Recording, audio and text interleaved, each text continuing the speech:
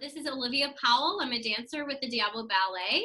And tonight I have the pleasure of talking to the beautiful Miss Joanna Berman, who is our regisseur at the Diablo Ballet. So welcome, Joanna. Thank you for talking to me.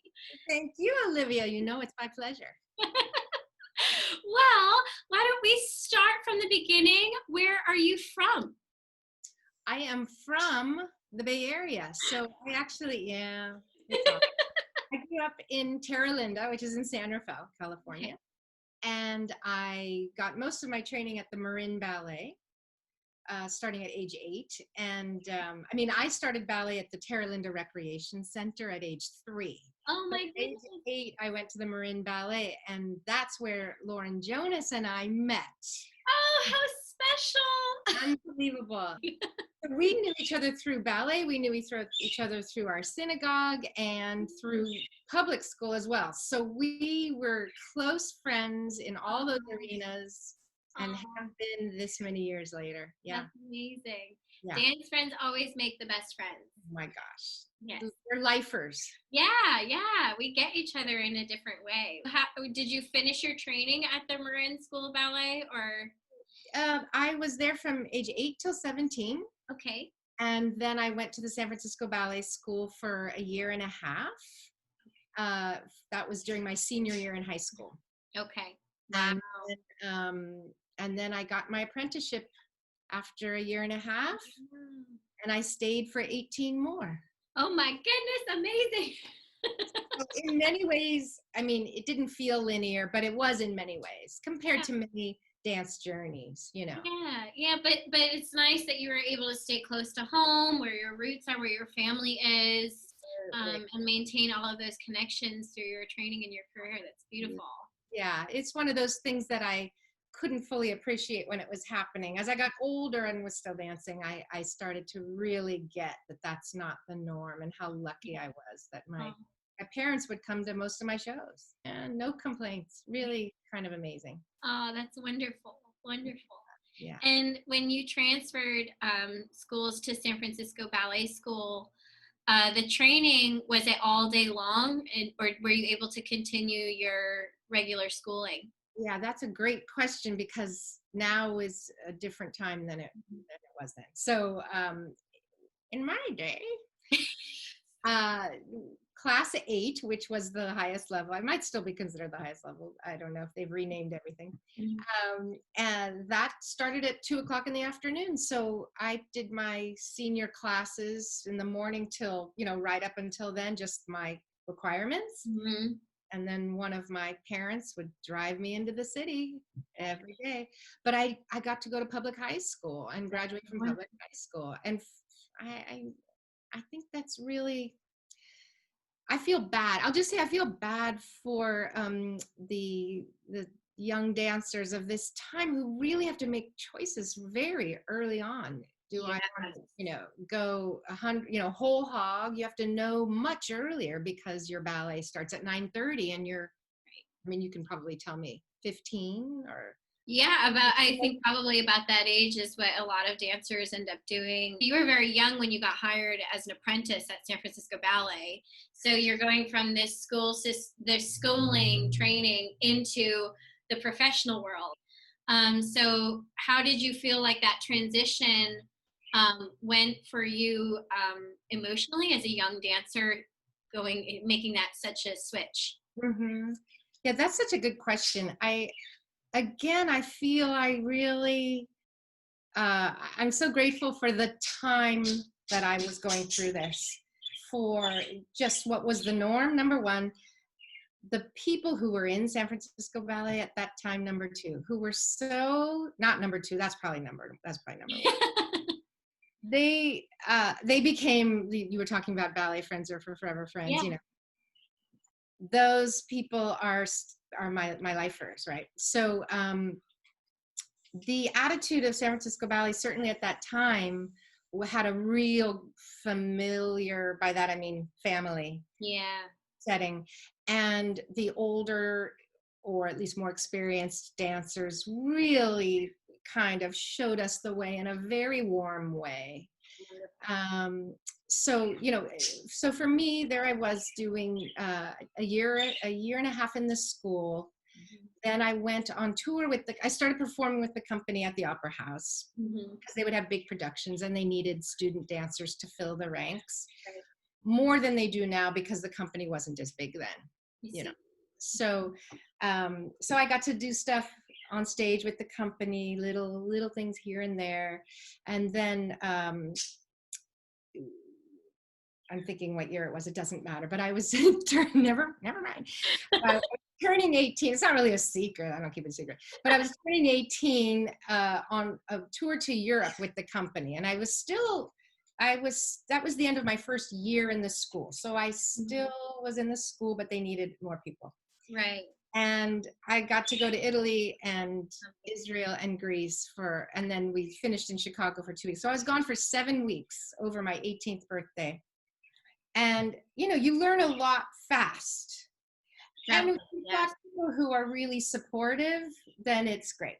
There wasn't a, you're a student over there. People were really kind. Oh, that's wonderful. I mean, I hung out with, I was still like, Evelyn Cisneros. I was like, oh my God, Evelyn, so beautiful. A dear friend of mine for many years, but we hung out, the apprentices and students would definitely hang out together, but we, you learn so much from watching and just witnessing and paying attention and being a good, a good listener and observer. I think the much harder adjustment for me was going from Marin Ballet to San Francisco Ballet School, actually. So, I was at Marin Ballet from 9 till 17, and that was my home. Right. The training was excellent, but it was a little more, everybody, it was very caring and don't force that fifth position if it's not good for your hips and knees, which sounds sane, and it was sane. But then I went over to the San Francisco Ballet School and they were saying, that's not fifth, sweetie. Fifth is fifth. Fifth is fifth. Etc. Right. So that adjustment for me was actually really difficult. Yeah, I was very nervous for several months. Just and feeling your way there too, probably. Sure. And the whole big fish, small pond, that whole thing, that whole adjustment as well. Like, wow, okay. Yeah. Wow. Yeah. These are some strong dancers, and the teachers were no nonsense. They were great, but it was just a different feel and different expectations. Right. So that was my biggest adjustment, I would say. Wow. And then shortly after, you weren't in the company for very long before you were promoted to soloist. Is that correct? Well, the way it would happen was I was hired I got my apprenticeship in January of 1984. And then I was asked to join the company in the fall of 1984. And Michael Smuin was the director at that time. So there were no ranks. Right.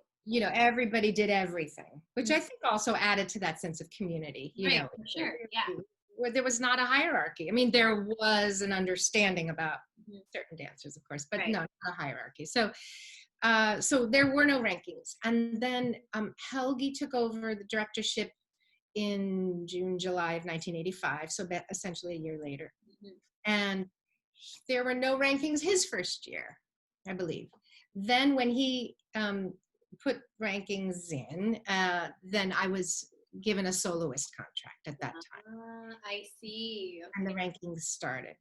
And that, yes. And then a year or two, I guess 2 years? That I don't remember. 2 years, maybe later, then I was promoted to principal. Amazing. Wow. Crazy. Really boom, boom, boom, all consecutively like that. Yeah. It sure sounds like it, doesn't it? It feels different when you're doing it. Right. Oh, for sure. Yeah. Your own, like, wow, and I had a lot of injuries. And so I was dealing with that. And, so it didn't feel like, Yeah. Here right. at all. Well, there's the ebb and flow of life, Right. the good and the bad. That. So it was challenging, but I was very fortunate, very fortunate. Oh, amazing, Yeah. amazing. And so when you were in the company, were you casted to work with specific choreographers that came in and created new work on San Francisco Ballet, like certain significant choreographers that kind of you feel aesthetically kind of propelled your career into a certain direction? Yes. No, I have to take this moment to plug Val Caniparoli. So, in fact, I actually worked with Val Caniparoli at the Marin Ballet when I was a student, when I was 14 years old. Because, it's just a half hour away, Yeah, And he was closer to the beginning of his choreographic career. And he was already quite accomplished. So I knew Val. And when I got in the company and he was in the company, he wanted to use me for a ballet called Hamlet and Ophelia, a pas de deux called Hamlet and Ophelia. And so I'm just thinking of the time frame. The basic idea was, for him to use me, he kind of said to Michael Smuin at the time, I really would like to use her. Can you hire her, essentially? Right. Oh, wow. Amazing. Yeah. So he was my champion, if that's the right way to use the word, from very early on. Wow. Because Hamlet and Ophelia, we danced, it premiered in 1985, and I got in the company fall of 84. Wow. So we were already working on it, Right. So Val has been like with me or I've been with him, however the right way is to say that, from, teenagehood. Yeah. And I loved working with him. And beautiful choreography, intense and full, and I totally loved it. And so now sometimes I get to work on set pieces of his. Oh, great. For Diablo, I've done a couple, and talk about full circle. So it's really, that's a pleasure. Such a pleasure. That's amazing. Yeah. Amazing. And especially when you work with someone for so long throughout your career, and then now into a different phase of your career in a different way, you get to know someone's aesthetic, but then how they've grown also in their artistic vision too. Absolutely. No, he, like I said, he was established when I first knew him, but now, right. He's got works in companies all over the world, twice around, Right. We joke about knowing each other, because there was one instance when he was choreographing at San Francisco Ballet, and I was just sitting at the front of the room watching for whatever reason, and he was trying to explain something to somebody, and they weren't getting it, and then I kind of said, he means da-da-da. Translating. They said, oh, and then he looked at me like, not that often, but I get him, Yeah, absolutely. That kind of working together. Right. And also a great thing that happened with Helgi was he used choreographers who were hot, but not yet, too busy. Right. William Forsythe, if you've heard of him. And James Kudelka and David Bentley were three big choreographers that he brought in the 80s, and we worked with them, and then they kept coming back, which was awesome. So great. So then you really develop a connection and relationship with these choreographers, and very often they would use the similar people that they that they already know and they connect with, and who get them. That's amazing. So those kinds of relationships are really special. Oh, for sure. Yeah. For sure. And you find each other, you find that they find you and you find them. I just know certain choreographers. David Bentley, I always felt that way about, British choreographer. And he came in and he was setting an already existing piece of his called Sons of Horus. And he started to show the choreography. He kind of narrowed it down to who he wanted. I'm sorry. He narrowed it down to who he wanted in the studio to learn the piece. And so there were, a small group of us women, and he was teaching this first solo, and he started to show it. And I remember still this feeling like, I get this. That was my absolute favorite thing. Was just working with choreographers and creators. Yeah. I'm no choreographer. Like I can't. I'm terrible. I just be ripping everybody off if I tried to choreograph. But my favorite thing is to interpret what somebody want. What I think they want. Yeah. That's amazing. Oh, so cool. So that was great. Yeah, and it just gives you so much variety as far as your qualities that you can take into other things. Absolutely. Yeah. Even your classical. Sure. Yeah.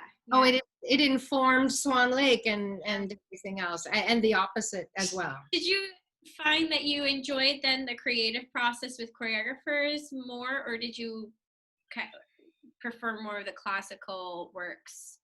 The former. Yes.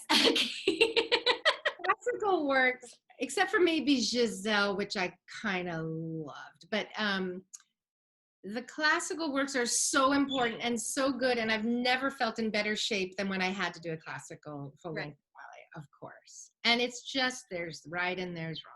Yes. Yes. And it's kind of obvious when things work and don't work, No. And that is why I think I didn't, I shouldn't say I didn't love it. It was just really challenging for me psychologically, because I feel like I don't want to be, I don't want to be wrong. And there's a plenty of people who came before you doing these exact roles that you can be compared to and all of that kind of stuff. Whereas with the contemporary, and I loved moving in a classical way with classical / contemporary way. Right. So on point, ideally. I mean, I loved it all. I did all kinds of things, and I loved it all. But really, my favorite was using what you have learned and perfected of classical training, and then taking it into something contemporary, where someone is asking something new and different. And that was by far my favorite thing. The other things just kept me in good shape and humble. And when you were a principal, did you start teaching in the school ever, or towards the end of your time at San Francisco Ballet as a dancer, what was that kind of transition into the next thing? How did that happen? Well, it wasn't like what we might see now. We've seen a lot of that kind of journey. It wasn't quite as formal as that, but like I did teach a little bit, like during summer sessions. I also taught a lot elsewhere, at Marin Ballet and Marin Dance Theater and guest teaching places. So I always liked teaching. Mm-hmm. So I started that long before I retired. Right. Oh, wonderful. Yeah, just, summer sessions, or when we would be off from the company during layoff. I really enjoyed teaching. So when I retired, I really thought that I would become a ballet mistress for San Francisco Ballet. That's what I really always wanted to do, because much like working with the choreographers and wanting to use my facility to express what they want. Right. I felt like being a ballet mistress was very similar to that it was like, what does that choreographer want? Let's make that happen. Christopher Wheeldon, who I got to work with just, a year and a year and a half before I retired, who's also just, phenomenal. Right, yes. And he choreographed a piece on us. It was his first piece for San Francisco Ballet. And after that, he said, so you're going to be retiring. I need a piece set on the Australian Ballet, a piece that he had choreographed on the New York City Ballet called Mercurial Maneuvers. And he said, would you be interested in setting that on the Australian Ballet? Oh my gosh, Joanna. Yes, I would. He knew I was interested in that direction. So luckily I hadn't had my kids yet, and I spent the entire summer learning this ballet. I watched videos. I actually took a trip to New York because they were rehearsing it, watched some rehearsals. Huge ballet, very complicated. Right. And I learned that sucker, inside and out. I wrote every part, wrote the whole thing down. I was totally prepared. It's probably the last time I was ever totally prepared for anything like that, because my kids came shortly after that. So I went to Australia and I set this work on the Australian Ballet. Oh my God. And just a few months after I retired, and I loved it so much. Yeah. Then I came back and I did I worked as a rehearsal assistant. It was like my job was rehearsal assistant with San Francisco Ballet when I came back. And I was pregnant, as it turns out. So I did that for one season. And then I had twin boys. Oh, I didn't know there were twins. They are. Oh my gosh. Okay. Wow. At a year, almost to the day after my retirement. Wow. Which is not really how I thought it would happen, even though I was thrilled. I couldn't believe it. So I then just was a mom for a year. Yeah. No two babies. Yeah. So amazing. Yeah. Oh. So, and then I started to come back to teach. And I have been doing it ever since, essentially. I'll do like once a year, I would say on average, once a year, I will travel someplace and set a work. Christopher Wheeldon's pieces are the ones that I have set the most. There's another piece that he choreographed on San Francisco Ballet called Rush. And I've set that for many different companies. That's another one I know well, but that's about it. And I did one piece for Mark Morris. I did A Garden, which is on San Francisco Ballet. That's another choreographer I adored working with. Yeah. I set that on Pacific Northwest Ballet. So I did like once a year something where I would travel and do that. And otherwise just teach. And again, Lauren should be the one to clarify this. But while I was dancing and she was starting Diablo Ballet. Yes, running this company. Right. She's one of my dearest friends in the world, so we would talk, but I wasn't involved. I couldn't be involved. I was dancing around. Yeah. And I just started coming in, and then I set a couple pieces, a Wheeldon, the Potita from the piece that I set in Australia. He said, sure, you can have that for Diablo. And, then I just started doing more and more, and now I can do that. I mean, now that can be in my job description is Regisseur for Diablo Ballet, which I love. So now I just have my, handful of places that I teach and work with, all in the Bay Area. Yeah. And now and then something may come up to travel, but that's where I am now.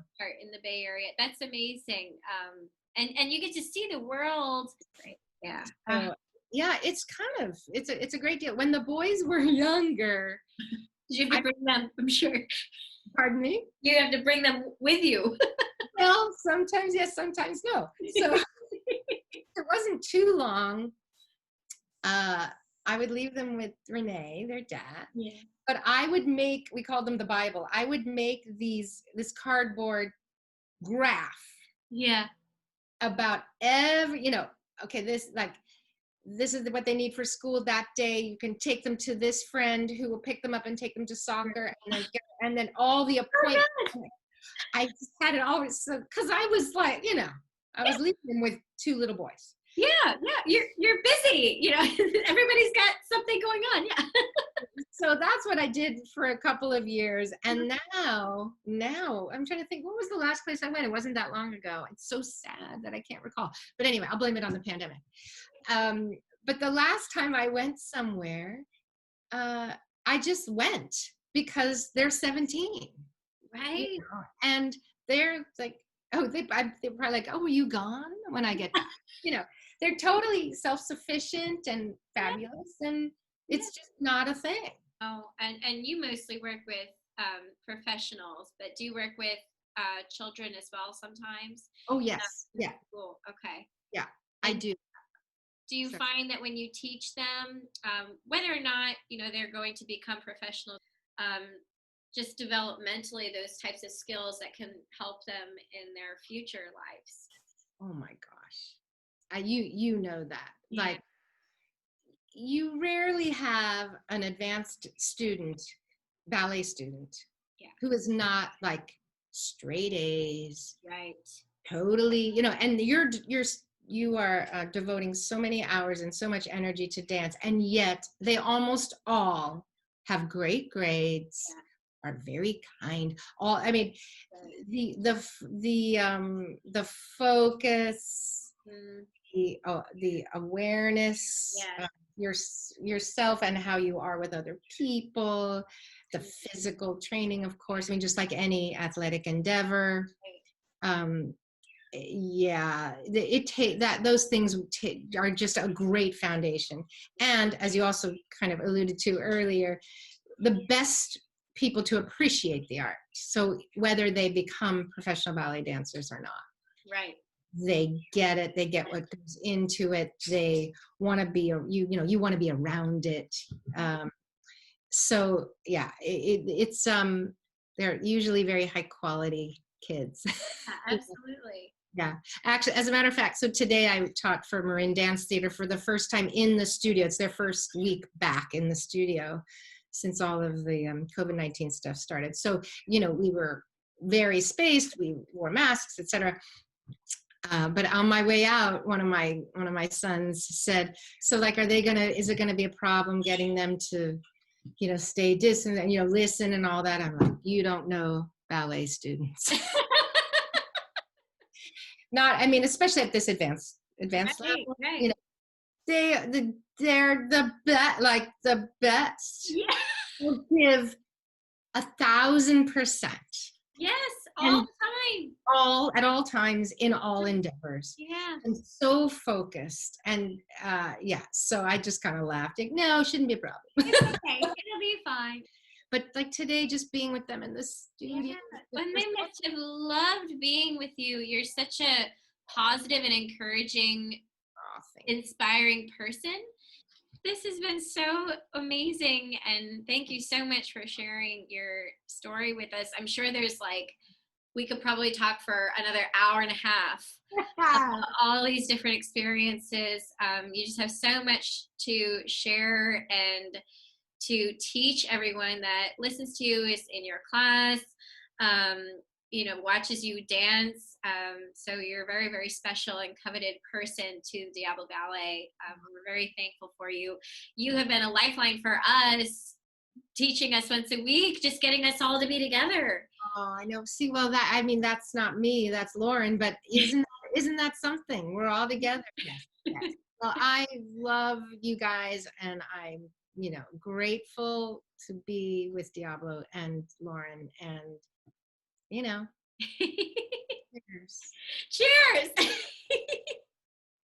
Thank you so much for talking to me. Well, thank you so much. My pleasure, Olivia. Everyone watching tonight, we just wanted to make sure that everybody is staying safe and healthy. Stay positive. We are all in this together. Please feel free to reach out to us if you need anything.